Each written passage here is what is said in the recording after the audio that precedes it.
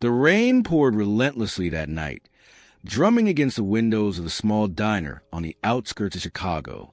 No one could have imagined that in that humble place, where the smell of coffee mixed with tired dreams, an act of pure kindness would forever change the destiny of two souls who seemed to belong to completely different worlds. Sarah Mitchell had been on her feet for 14 hours straight. Her lower back screamed with each step, but she kept her smile genuine as she refilled yet another cup of coffee.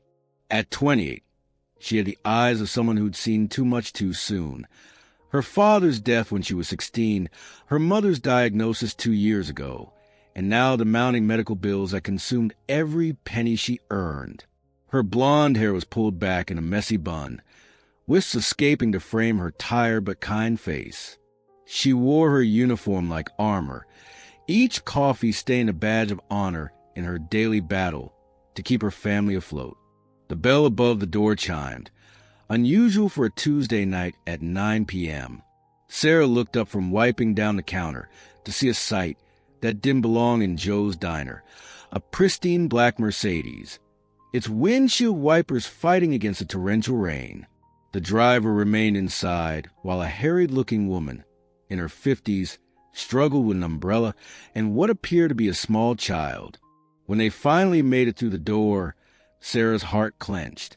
The little girl couldn't have been more than 7, with jet black hair cut in an expensive bob and clothes that probably cost more than Sarah made in a month. But it wasn't the designer outfit that caught Sarah's attention. It was the leg braces, the trembling hands, and most of all, the profound loneliness in those dark eyes. "Table for 2, the nanny said curtly in accented English, not making eye contact with Sarah. She was already pulling out her phone, speaking rapidly in Mandarin as she helped the little girl into a booth. The child moved carefully, each step calculated, her small hands gripping the table edge for support once she was seated. Sarah approached with her warmest smile, the one she reserved for the lonely truckers and late-night wanderers who found their way to Joe's. "Good evening, ladies. I'm Sarah, and I'll be taking care of you tonight." She placed the menus on the table, noticing how the little girl's hand shook as she tried to pick one up. The nanny, Mrs. Liu, Sarah would later learn, waved her away dismissively, still engrossed in what seemed to be an urgent phone call. Words like meeting in Shanghai and tomorrow floated across the table. The little girl sat quietly, her menu sliding from her trembling fingers onto the floor. Without hesitation, Sarah knelt beside the booth, picking up the menu, but instead of simply placing it back on the table, she held it open at the child's eye level. "You know what? These menus are way too heavy anyway. How about I hold it and you can point to what looks good?" For the first time, the little girl looked directly at Sarah. Her eyes, so dark they were almost black, widened with surprise. When was the last time someone had spoken to her, like she was just a regular kid? "I'm Lily," she whispered, her voice soft but clear. "That's a beautiful name," Sarah said, still holding the menu steady. "You know what, Miss Lily? Tuesday is my favorite day here because that's when our cook makes the best mac and cheese in all of Chicago. It's not on the menu, but I could ask him to make some just for you."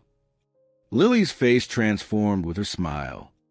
"I love mac and cheese," she admitted, then glanced nervously at her nanny, who was now pacing near the window, gesturing animatedly as she spoke. 20 minutes passed, then 30. Sarah watched from behind the counter as Lily's head began to droop, her small body listing to one side. The child's stomach growled audibly. Sarah could hear it from 10 feet away. Other customers had come and gone, but the elegant woman in the booth remained untouched by service, her guardian too preoccupied to notice. That's when Sarah made the decision that would change everything. She went into the kitchen where Marcus, the night cook, was scrolling through his phone. "Marcus, I need a favor," she said. "Make me your special mac and cheese, the one with the 3 cheeses. And cut everything really small, okay? You finally taking a break to eat? Marcus asked, already reaching for the pasta. Something like that, Sarah said. She reached into her apron, pulling out a crumpled $10 bill, her last cash until payday. Here, this should cover it.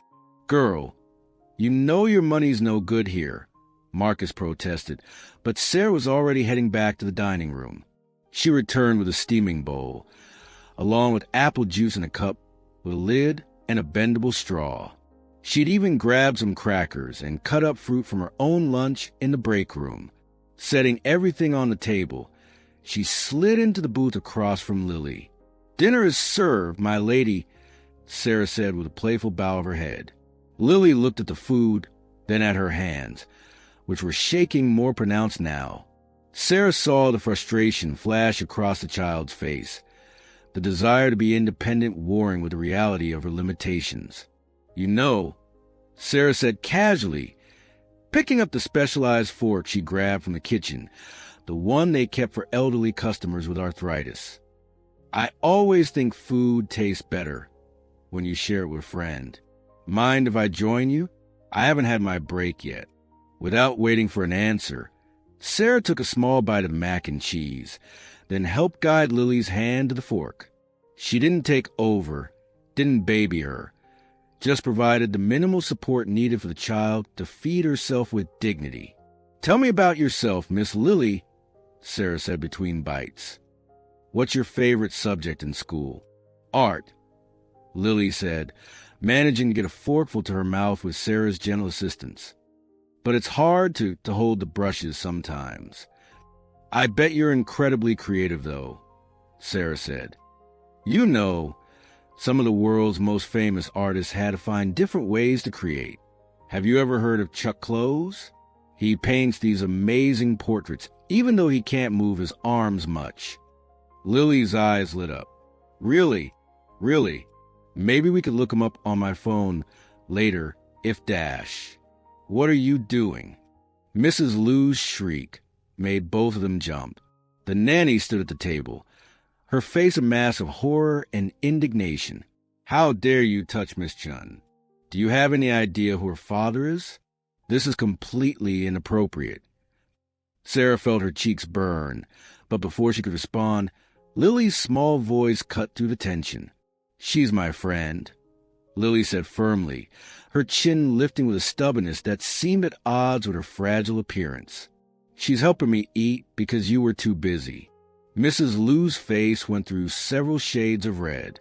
Lily, we don't make friends with. She glanced at Sarah's stained uniform. With the help. Why not? Lily asked, and that simple question was all the innocent defiance of a child who hadn't yet learned the cruel arithmetic of social hierarchy. Sarah stood slowly, her hands trembling, not from any condition, but from the effort of containing her response. I apologize if I overstepped, she said quietly. I saw a hungry child and I acted. The meal has been paid for. I'll leave you to finish in peace. But as she turned to go, a small hand caught her apron. Lily's grip was weak but determined. Will you be here Thursday? She asked. Sarah glanced at Mrs. Lou, who looked like she'd swallowed a lemon. I work every Tuesday and Thursday night, Sarah said carefully. Then I'll see you Thursday, Lily declared with the kind of certainty that only children and CEOs possess. And she did. That Thursday, the black Mercedes pulled up at exactly 9 p.m. This time, Mrs. Lou led Lily to the same booth with resigned acceptance. Sarah had already prepared. She brought her old art supplies from home, the ones from her abandoned dream of art school before her father's death had rewritten her future. I brought you something, Sarah said, producing a set of thick-handled brushes. These are easier to grip. I used them when I broke my wrist in high school and still wanted to paint. If you believe that love can bloom where no one expects, maybe it's time to join us on this journey. What followed was the most beautiful 2 hours Sarah had experienced in years. Between taking orders and serving other customers, she sat with Lily, teaching her watercolor techniques that worked with her limitations. They painted the view from the diner window, the neon lights blurred by rain, the distant Chicago skyline, like a dream on the horizon. Mrs. Liu watched from a nearby booth, her expression unreadable. When it was time to leave, she approached Sarah. "Miss Chen's father. He will hear about this," she said, but her tone had lost its earlier hostility. "I understand," Sarah replied, thinking she'd never see the little girl again. But the next Tuesday, Lily was back, and the Thursday after that. Soon, it became a routine that the entire diner staff knew about. Marcus would start the mac and cheese at 8:45. Jenny, the other waitress, would cover Sarah's tables when she sat with Lily. Even Joe himself, the owner who usually grumbled about everything, would smile when the little girl wheeled herself through the door. What none of them knew was that Robert Chun, founder and CEO of Chin Technologies, had been receiving detailed reports about these visits. His initial reaction had been fury. His daughter, his precious Lily, who'd lost her mother to a drunk driver 2 years ago, was spending time with some random waitress in a rundown diner? His security team had failed him. "I want everything on this Sarah Mitchell," he'd barked at his head of security, James Morrison, a former FBI agent who'd seen enough of the world's darkness to recognize light when he found it. The report that came back painted a picture that made Robert pause. Sarah Mitchell, honor student in high school, accepted to the Art Institute of Chicago on full scholarship, dropped out after one semester when her father died in a construction accident. Mother diagnosed with aggressive breast cancer 18 months ago. No criminal record, no drugs, no relationships. She didn't have time for them. Worked 2 jobs until the diner extended her hours. Donated to charity whenever she could, even when she couldn't afford to eat herself. "There's more, sir," James had said, placing a tablet on Robert's desk. It showed security footage from the diner. Robert watched his daughter laugh, really laugh, for the first time since the accident. He saw Sarah slip money from her own tips back into the register when she thought Lily's meal cost too much. He observed her staying an hour past her shift, unpaid, to help Lily with homework. "She doesn't know who Lily is?" Robert asked. "No, sir. Your daughter is registered at school under her mother's maiden name, as you requested. As far as Miss Mitchell knows, Lily is just a little girl who needs a friend." Robert Chin had built his empire on reading people, on understanding motivation and leverage. But Sarah Mitchell confused him. In his world, everyone wanted something. Everyone had an angle. Yet here was this woman, giving everything while asking for nothing in return. "Keep watching," he ordered. "I want to know everything." So James Morrison watched. And the more he observed, the more fascinated he became, not just with the situation, but with Sarah herself. He saw her split her own meager lunch with a homeless veteran. He watched her work a double shift with a smile, even though he'd learned she'd been up all night at the hospital with her mother. He witnessed her gentleness with Lily, the way she never patronized or pitted, just supported and encouraged. Meanwhile, the Tuesday through Thursday routine had become the highlight of Lily's week. Sarah taught her to paint with brushes taped to her palms when her fingers wouldn't cooperate. She introduced her to audiobooks for when holding a book was too difficult. Most importantly, she treated Lily like any other 7-year-old. Talk about favorite colors and annoying boys at school and whether unicorns might be real. "Sarah," Lily said one Thursday, her paintbrush creating wobbly flowers on the paper, "why don't you paint anymore? You're so good at it." Sarah's hand stilled for a moment. "Sometimes life takes us in different directions than we planned," she said softly. "But you know what? Teaching you has reminded me how much I love it. Maybe you could paint again," Lily suggested with the simple optimism of childhood. "Maybe we could paint together forever." Sarah's eyes misted. "Maybe we could." She agreed, not having a heart to explain how impossible forever was when you could barely make it to tomorrow. It was a month into their routine when everything changed. Sarah didn't show up for her Tuesday shift. Joe was furious.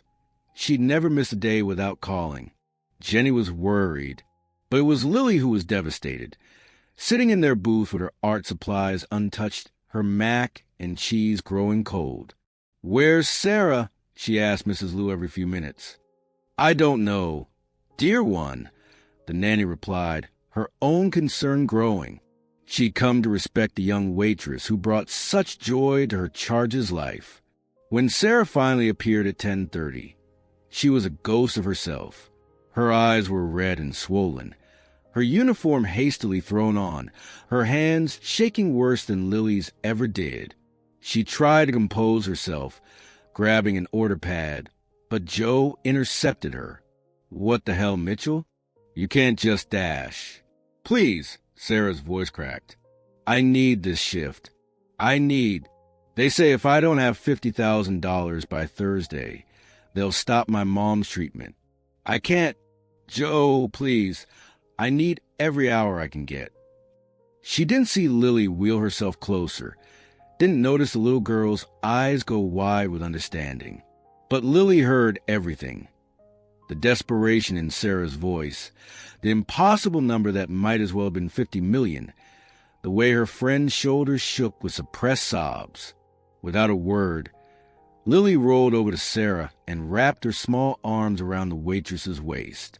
"You saved me," she whispered, so quietly only Sarah could hear. "Every week you save me." Sarah broke then, dropping to her knees to properly hug the child, not caring who saw or what anyone thought. They stayed like that for a long moment, two souls finding comfort in an unlikely friendship. Mrs. Lou watched with tears in her eyes, finally understanding what Mr. Chen's investigators had been reporting. This wasn't about charity or pity. This was love, pure and simple. That night, Robert Chen received an unusual call from his daughter. Lily, who rarely asked for anything despite having access to everything, made her first real demand. "Daddy," she said, her voice stronger than he'd heard it in years, "I need you to do something. Not for me, for someone who matters to me." Robert listened as his 7-year-old daughter explained the situation with a clarity and passion that reminded him painfully of her mother. When she finished, there was silence on the line. "Please, Daddy," Lily said. "She never asked for anything. She doesn't even know who we are, but she sees me, really sees me, not the girl in the wheelchair or the girl with the shaky hands. Just me." That night, Robert Chin did something he hadn't done in years. He acted from his heart instead of his head. By morning, Sarah's mother's medical bills were paid in full, with a note that simply read, "For the woman who saw my daughter's heart, not her father's wallet. A grateful parent." Sarah arrived at the hospital to find her mother sitting up in bed, crying happy tears. The doctors were scheduling her surgery. The best oncologists in Chicago had been consulted.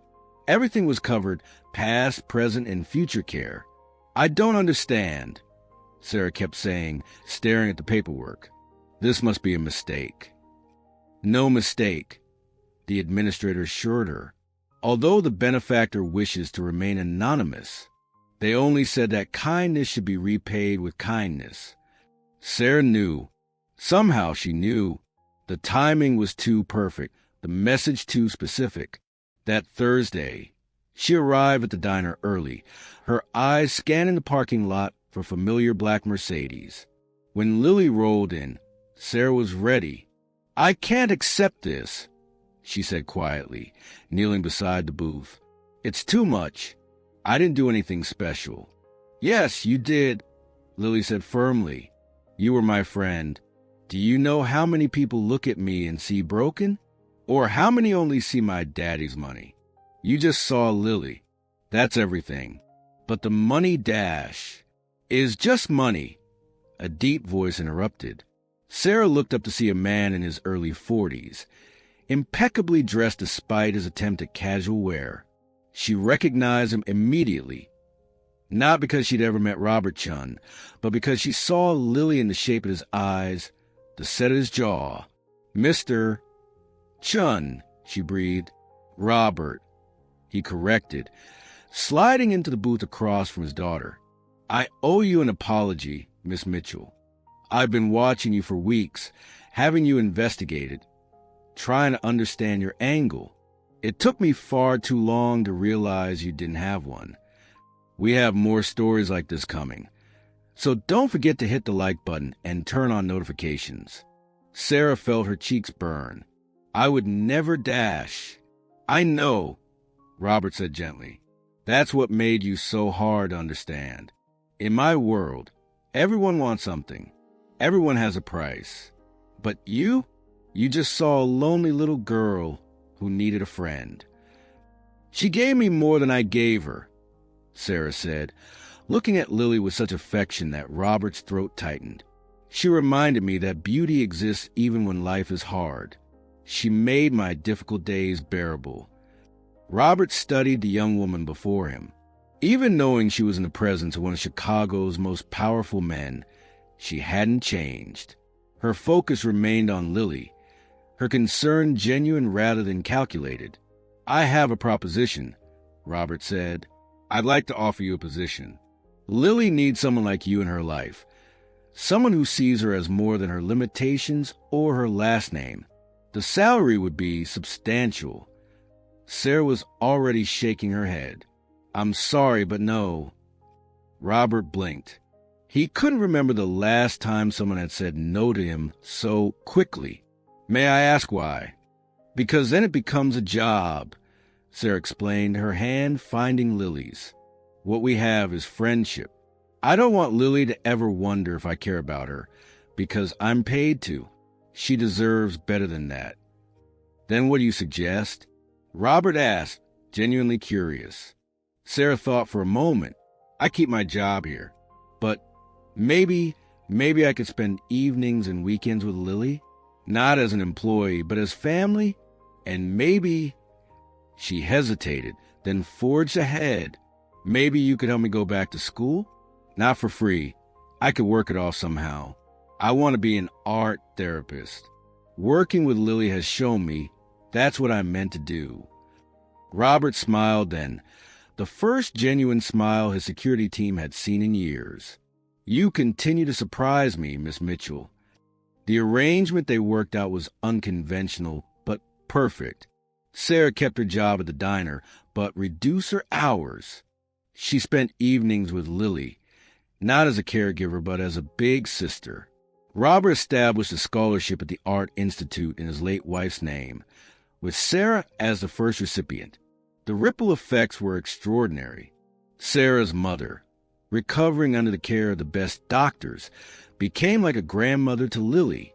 The little girl who'd been so isolated now had a real family, messy and complicated and wonderful. The diner became a second home to all of them. Robert, who hadn't eaten in a place without a dress code in decades, became a regular. He'd sit in the corner booth, laptop open, running his empire, while keeping an eye on his daughter and her sister as they painted and laughed. It was during one of these evenings that James Morrison, Robert's security chief, finally worked up the courage to officially meet Sarah. He'd been watching her for months, first as part of his job, then out of personal interest. "You're the security guy," Sarah said when he introduced himself, her tone wary. "Guilty," James admitted, "though in my defense, I've been your biggest advocate. I told Robert from the beginning that you were the real deal." "And what deal is that?" Sarah asked, refilling his coffee with practiced ease. "Someone who makes the world better just by being in it," James said simply. Sarah nearly dropped the coffee pot. She was used to compliments about her efficiency or her smile. But this was different. Their courtship was slow and sweet, complicated by their unusual circumstances. James would show up during her shifts, always ordering the same thing, black coffee and apple pie. They'd talk during her breaks about everything and nothing. He'd share stories from his FBI days. She'd tell him about her classes and her dreams for helping children like Lily. Lily, meanwhile, was thriving. With consistent support and love, her physical therapy was showing remarkable results. But more than that, her confidence had bloomed. She was painting, making friends at school, and slowly learning that her worth wasn't determined by what her body could or couldn't do. "I want to show you something," Lily said one evening, leading Sarah to a table where she laid out a series of paintings. They told a story. A sad girl in a big empty house, a kind woman with sunshine in her smile, and finally, a family gathered around a dinner table, different but united. "It's for your school application," Lily explained. "For the part where they ask about your impact. I wanted them to see what you did for me." Sarah cried then, not caring that the diner was full of customers. She hugged Lily tight, this precious girl who'd given her as much as she'd received. The art therapy program was challenging, but Sarah thrived. She'd study at the diner during slow periods, with Joe grumbling good-naturedly about textbooks taking up table space. Her fellow students were mostly traditional college-age kids, but Sarah didn't mind being older. She had a purpose now, a calling that made every late night of studying worth it. James was there for all of it. Her first day of classes, her anxiety over exams, her excitement when she aced her practicum. He'd fallen in love with her gradually, the way dawn breaks, slowly, then all at once. "I have something to tell you," he said one evening, as they sat in what had become their booth after Sarah's shift. "I'm leaving Chin Technologies." Sarah's heart sank. "You're moving?" "No," James said quickly. "I'm starting my own firm. Specifically, security consulting for nonprofits and clinics. Places that help kids like Lily but can't afford proper protection. Robert's investing, but it'll be my company. My vision." "That's amazing," Sarah said, meaning it. "But why are you nervous?" James took a deep breath. "Because I want to make sure I wasn't your patient's father's employee when I asked you to marry me." The proposal was perfect in its simplicity. No grand gestures or public displays. James knew Sarah better than that. Just a simple ring, a heartfelt declaration, and a promise to build a life together. "Yes," Sarah said, laughing through her tears. "Of course, yes." The wedding planning brought its own comedy of errors. Robert insisted on paying. "Please, let me do this to the woman who gave me back my daughter," while Sarah's mother wanted a simple church ceremony. They compromised on a sunset wedding at the diner, with Joe officiating. He'd gotten ordained online specifically for the occasion. Would you have done the same? I'd love to know what you think. Lily was a maid of honor, walking down the aisle with only a cane for support, a miracle that had come through love, therapy, and sheer determination. She wore a dress she designed herself, painted with watercolor flowers that matched the bouquets. "When I first met Sarah," Lily said in her speech, her voice clear and strong, "I was broken, not just my body, but my heart. I'd lost my mom, and I thought I'd never feel whole again. But Sarah showed me that being broken doesn't mean being less than. She taught me that sometimes the cracks are where the light gets in." There wasn't a dry eye in the diner. Even Joe was dabbing at his face with his apron. Robert's toast was equally moving. "I built my fortune on understanding value," he said. "Stock prices, market trend, profit margins. I could calculate them all. But Sarah taught me about a different kind of wealth. The fortune found in a shared meal, a patient hand, a heart that sees past surfaces to the soul beneath. She didn't just change my daughter's life. She changed mine." The reception was a beautiful chaos of worlds colliding. Tech executives danced next to truck drivers.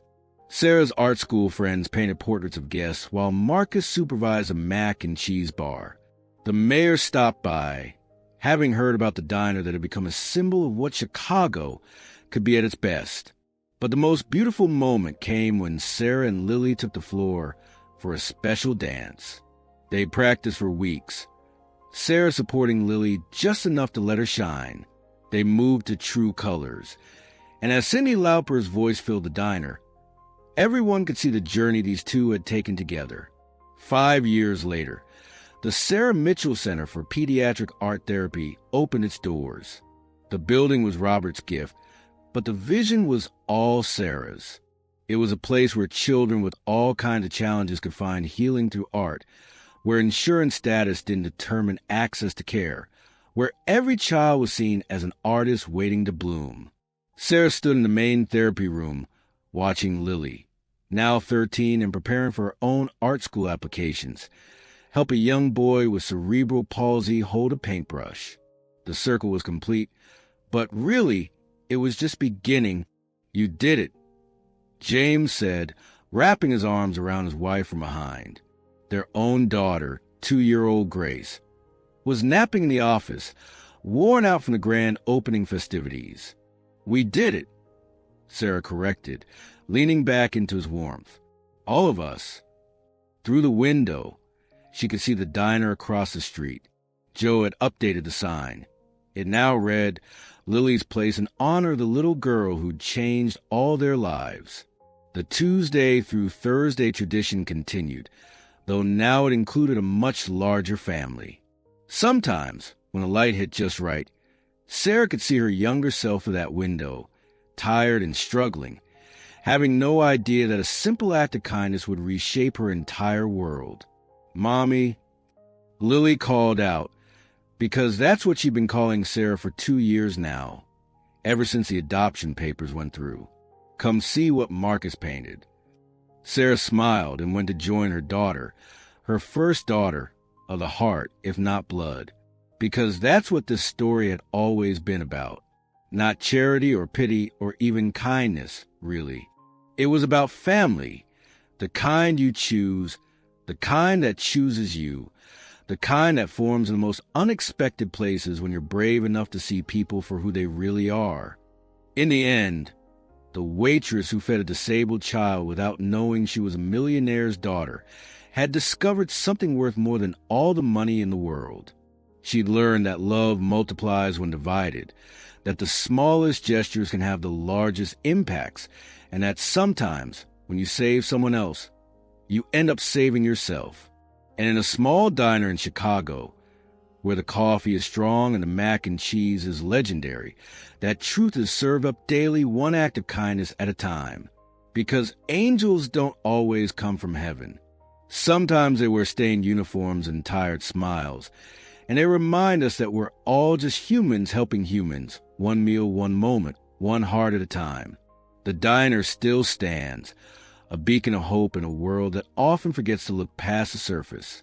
And if you visit on a Tuesday or Thursday evening, you might just see a young woman helping a child paint, surrounded by a family that chose each other, proving that the best stories aren't the ones that end with happily ever after, but the ones that end with, and the love just kept growing. Because it did, and it does, and it will